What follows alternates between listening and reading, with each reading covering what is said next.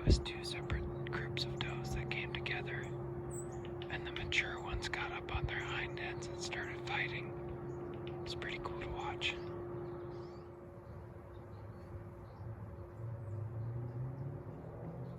Yeah, keep going.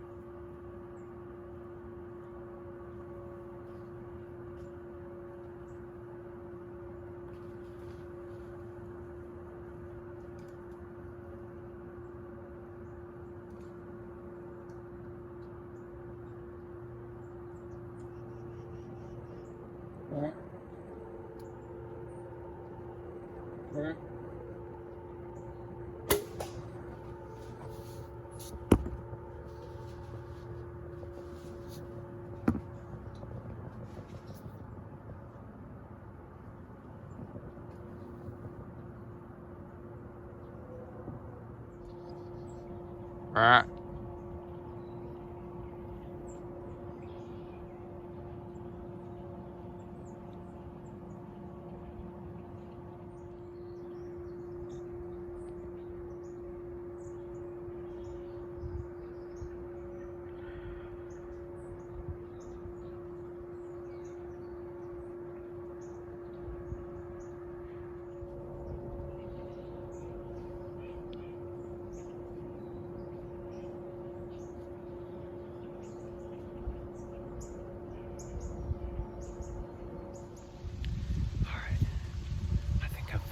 Shaken enough to recap what happened here.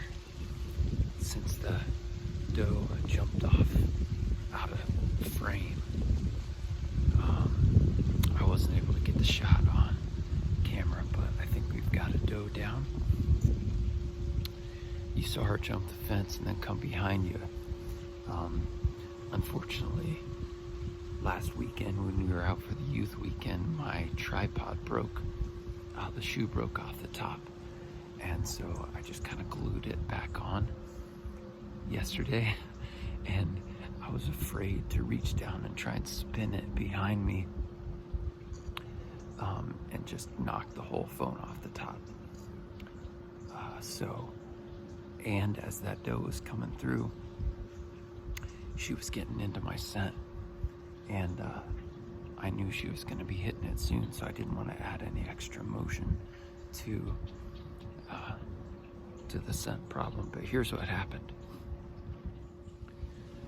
So you saw her jump the fence right there, and then follow this dried up creek that comes behind here. As soon as she jumped, I decided I was going to shoot, so I got my rangefinder out. Arranged her over there at 30 yards, and then she kind of came up here by these briars, which are 30. And when she got right there, my scent's just kind of been hanging around, so I was getting ready to draw while she was behind this stuff, And right as that happened, she looked up at me and started sniffing broadside right there. I still had my rangefinder out, so I was able to range her right there at 25. And then she kind of settled down and looked away from me and acted like she was going to start moving again. So I drew, and she started coming back around here. Right as she got into the clearing, I was at full draw. My backpack's here, the tree's here. This is my last window to shoot because it's too thick over on this side. And I felt something bumping my bow. And so I was looking down at the bottom. I was clear there. I wasn't anywhere near the backpack. But at full draw, my top limb was just bumping this a little bit. And the axle right out front of the limbs was just hitting this. So I had to scoot back while she was walking. And then she got right in between these little things and stared at me again. I think she saw me moving. And then quartered towards me. And at this point, I'm trying to like lean out. I'm leaning out over the stand, and I have my body kind of cocked because she's getting into my backpack then. I'd finally cleared the limb, but she was getting into my backpack. So I was leaning back and hunching over, and she was right by that, which is 22 yards. I was aiming 25, and she was slightly quartering to me, but I'd been at full draw for a long time, probably a minute or more, and I can't go too much longer than that.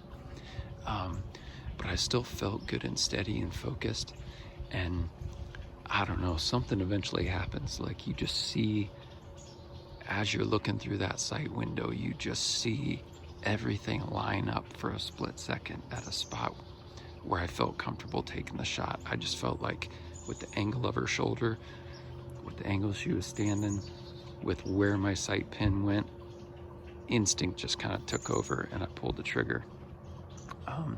She ended up being a little closer to me.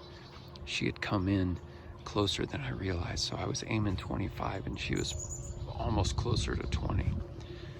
So hit a little high. It looked like it hit towards the front of her shoulder, but she was quartering too, and she kind of snowplowed away from me and looked like she was going to go down. I thought I spined her, and then she kind of regained her composure and spun around, jumped behind this tree, and looped up around and went, just kind of trotted off between those briars there.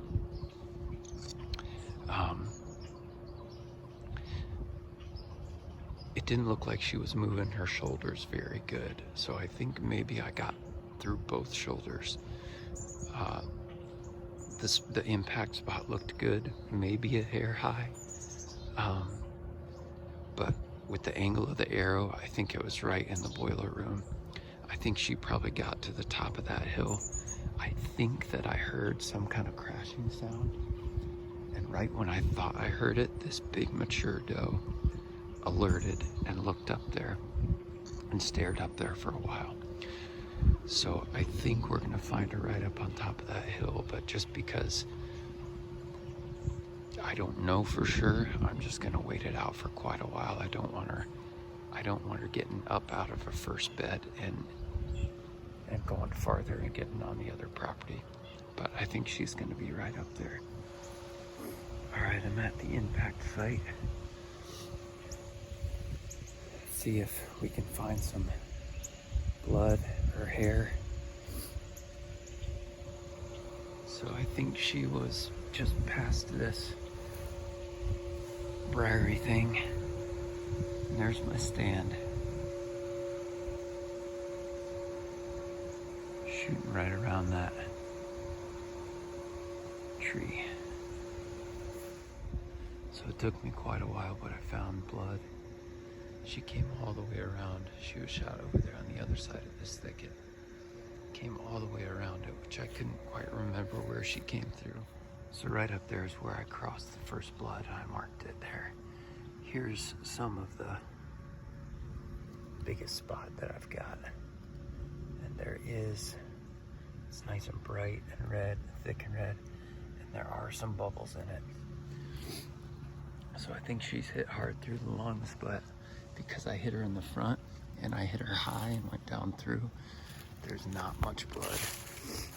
And it's gonna take a while for her to really start opening up. And I think that arrow is in there solid. So I don't think we're gonna find an arrow until we find her. But we're 60 yards from the shot site now. And we've got some good blood to go off of. Saw the trail at least.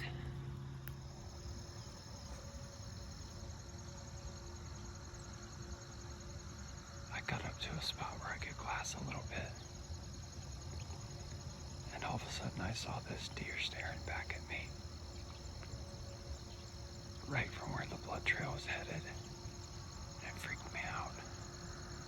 It took me a long time to finally see the shoulder where I shot the doe on this deer. And I can tell it's not the same deer, it's a younger one. But it's coming straight at me, trying to check out what I am because my wind's blown over by it.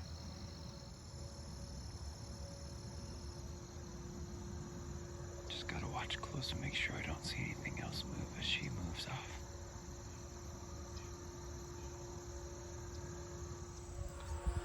Well, it's 2 hours later. I'll show you what I've got. Tracked for that much time and finally found some blood way down to the south of my stand on a fence going back into the corn and some bedding area. So I'll show you a time lapse of the blood trail here while I go pick up all my stuff that I dropped along the way, and then I'm gonna go to lunch and wait and come back.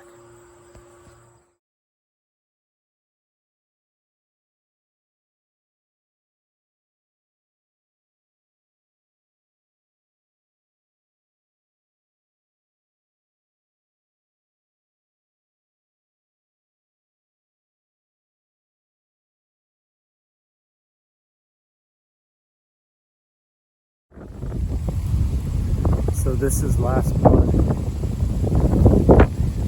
and I couldn't really tell where she went through the field, so I checked just a whole bunch of crossings in that field down there and this one up here. Looked everywhere I think that a deer could go and found blood on the fence down there going into the corn.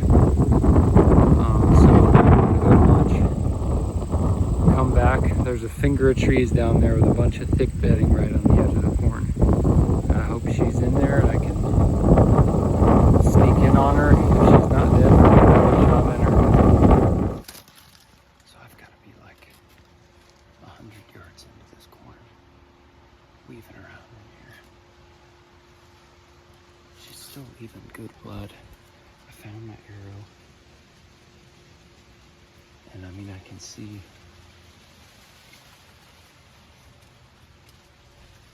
just keep picking away at it till hopefully I find her.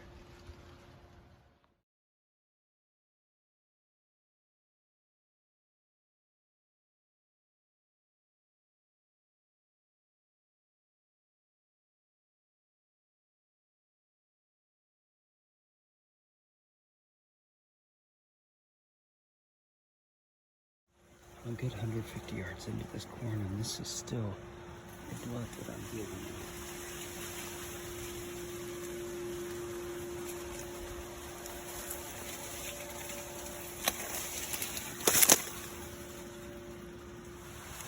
I jumped her up down by the creek. She took off through this corn at a pretty good pace, so if I don't catch up with her, at least I think she's got a fighting chance. She's still bleeding, but it looks like flesh, blood.